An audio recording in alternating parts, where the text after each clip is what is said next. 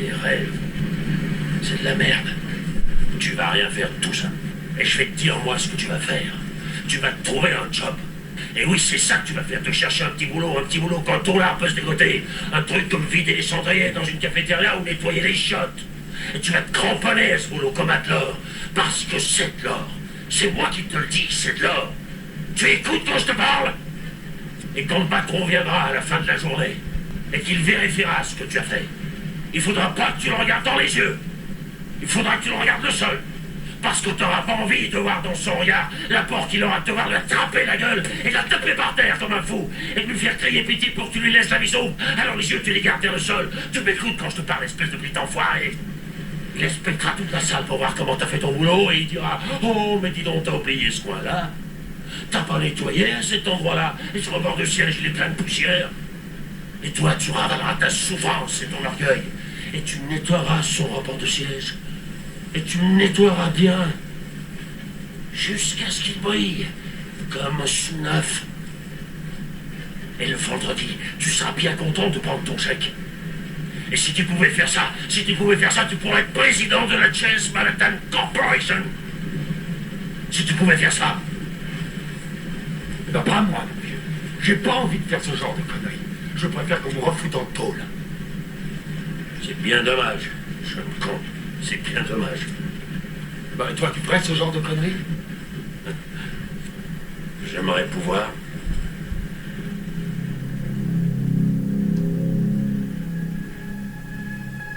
J'aimerais pouvoir. Salut à tous, c'est Noonan, j'espère que tout le monde va bien. Ah, qu'il était bon ce doublage des années 80, mais pour les puristes, je repasserai cet extrait évidemment dans sa version originale à la fin de l'émission. Alors de quoi on va parler aujourd'hui? Eh bien on va parler d'un film qui est une véritable bombe méconnue des années 80. Ce film s'appelle Runaway Train et il est réalisé en 1985 par Andrei Konchalovsky. Qui est Konchalovsky? Eh bien c'était le scénariste de Andrei Tarkovsky, et oui rien que ça. Après être devenu réalisateur dans son pays natal et avoir acquis une renommée internationale, vient l'ère américaine pour Konchalovsky avec un premier film qui s'appelle Maria's Lovers, produit par la Canon, qui ne donnait pas dans ce genre de production habituellement. Et ces réussis premiers films remarqués, Konchalovsky est contacté par la suite par Francis Ford Coppola pour lui proposer un scénario de Kurosawa. Konchalovsky retouche au script pour l'adapter à son époque et le film est à nouveau produit par la Canon. Alors comme je vous l'ai dit, la Canon n'avait vraiment pas l'habitude de ce type de projet avec ce genre de réalisateur,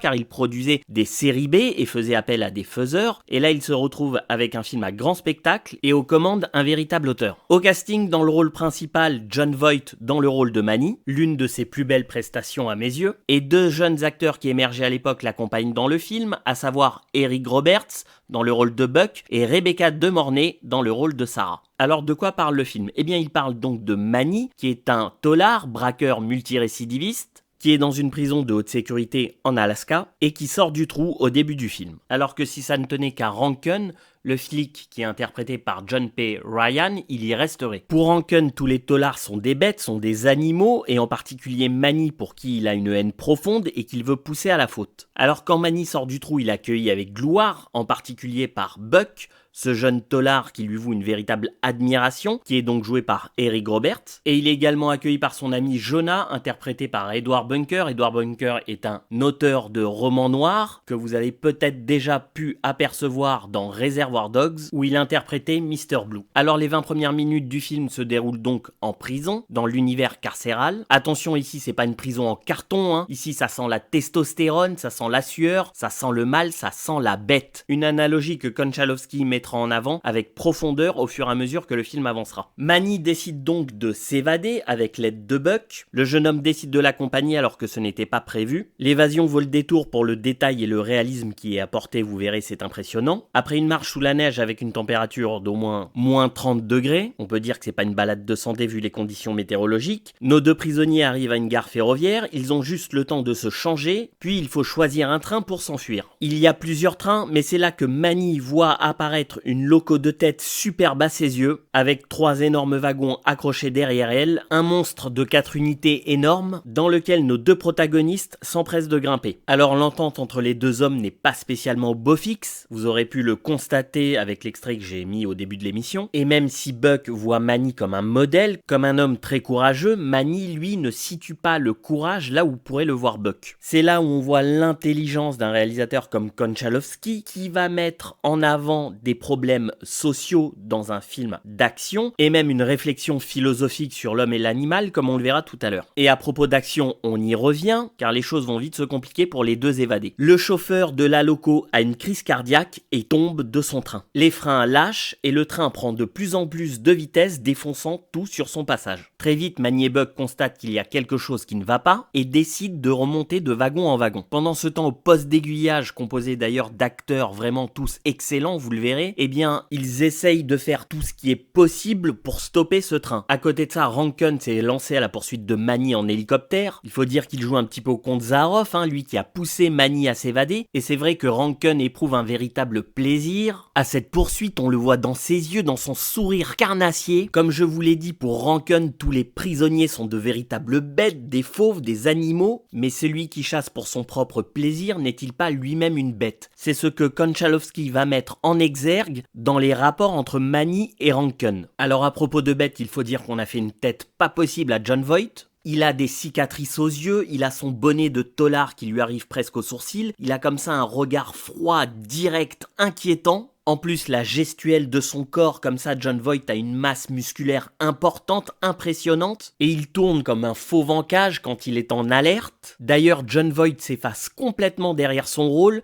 pour laisser apparaître un homme qui semble vraiment dangereux. Alors pour revenir au cœur de l'action, Manny et Buck avancent sur le train et découvrent une jeune femme qui s'appelle Sarah, interprétée donc par Rebecca De Mornay qui avait tout juste 26 ans à l'époque, qui avait quand même fait déjà 3 films auparavant, dont évidemment Risky Business. Le personnage de Sarah est une jeune femme qui travaille sur les trains, elle s'est endormie et en se réveillant, elle a elle aussi constaté qu'il y avait quelque chose qui n'allait pas. Elle dresse très vite un portrait de la situation assez catastrophique en expliquant à Buck et Manny que le train prend de plus en plus de vitesse, qu'à cette allure ils ont aucune chance de survivre, que le seul moyen d'arrêter ce train c'est de passer à la loco de tête, mais il n'y a aucune chance d'y accéder à moins de se briser le cou. Rankin se rapproche de plus en plus du train avec son hélicoptère. Au poste d'aiguillage, des vraies questions morales commencent à se poser, car entre-temps ils ont été mis au courant qu'il y avait 3 personnes vivantes dans le train et ils ne trouvent aucune solution pour l'arrêter. Dans le train, justement, nos anti-héros, je parle pas pour Sarah évidemment, mais je parle de Manny et Buck, ce sont réellement des anti-héros que l'on suit depuis le début, et là va se créer dans cette situation extrême une tension chez nos protagonistes, même chez Sarah, qui représentait dans nos 3 personnages la bonté. Eh bien il va y avoir entre eux une violence qui va laisser surgir leurs instincts les plus bas. Alors il y a des scènes vraiment fortes, des scènes de bravoure, des scènes d'action, des dialogues qui prennent aux tripes, comme celui que vous avez pu entendre au début de l'émission. Il y a aussi une réflexion très intéressante sur la liberté. Qu'est-ce que c'est qu'être libre? Une réflexion qui résonne en nous aujourd'hui, vu que nous sommes tous privés en grande partie de nos libertés, et je vous laisserai seul juge de savoir si c'est à tort ou à raison. Mais ce que Konchalovsky met en avant ici, c'est que certains hommes, comme certains animaux, se comporteront de la même façon s'ils sont enfermés.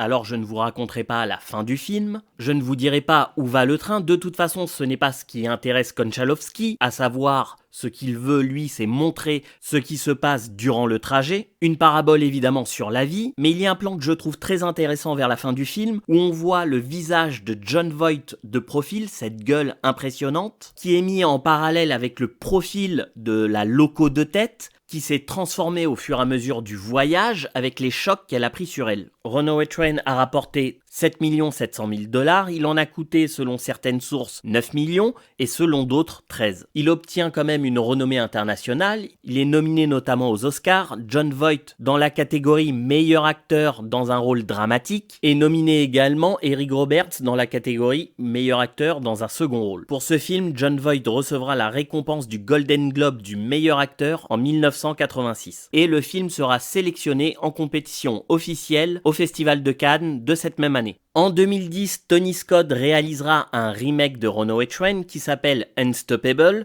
Enfin, un remake, plutôt une adaptation à sa sauce. Une adaptation bien fade quand on connaît l'original, une sorte de bonbon à la menthe sans menthe. Pourtant, j'aime beaucoup le regretté Tony Scott, mais là, même Denzel Washington au casting ne pourra pas sauver ce film très médiocre. Runaway Train a bénéficié d'une restauration récente, il est sorti chez ESC. Pour ce qui est de la restauration, c'est plutôt réussi, même si on peut déplorer quelques taches blanches au début du film, qui auraient pu être évitées. Mais dans l'ensemble, c'est quand même du beau boulot, on voit bien les détails sur les visages, les paysages sous la neige sont très lisibles, et ça fait vraiment plaisir de redécouvrir ce film dans cette qualité. Le DVD et le Blu-ray bénéficient d'un excellent bonus, une interview de Fernand Garcia, le critique de cinéma, qui nous raconte la jeunesse du film et le parcours de Andrei Konchalovsky, et c'est passionnant. Pour Konchalovsky, aujourd'hui l'expérience américaine c'est fini, en tout cas du moins jusqu'à ce jour. Il avait aussi réalisé notamment là-bas Tango et Cash, avec un certain Sylvester Stallone et Kurt Russell, mais aujourd'hui il est revenu à son cinéma d'auteur. En 2020 il réalise le très beau Michel-Ange, film magnifique, produit par la Russie et l'Italie, salué par les critiques presse et les critiques spectateurs. L'émission touche à sa fin, j'espère qu'elle vous aura plu. N'oubliez pas de liker, de partager et surtout de vous abonner, ça mettra l'émission en avant et ça m'encouragera à continuer. Voilà, en attendant la prochaine, je vous souhaite un très bon film et je vous dis à bientôt.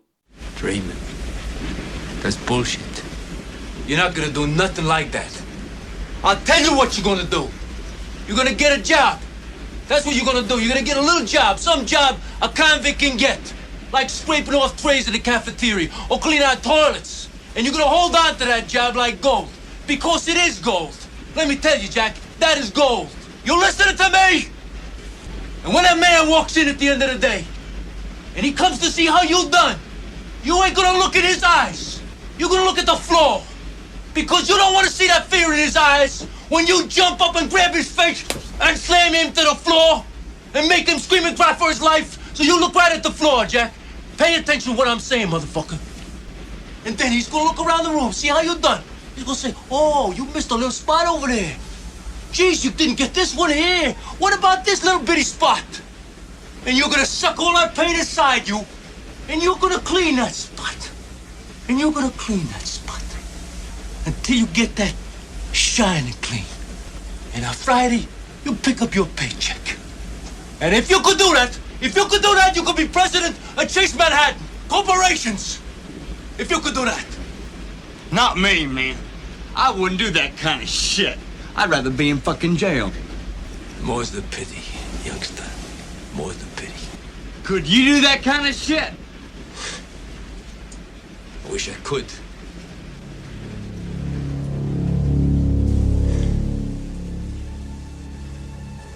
I wish I could.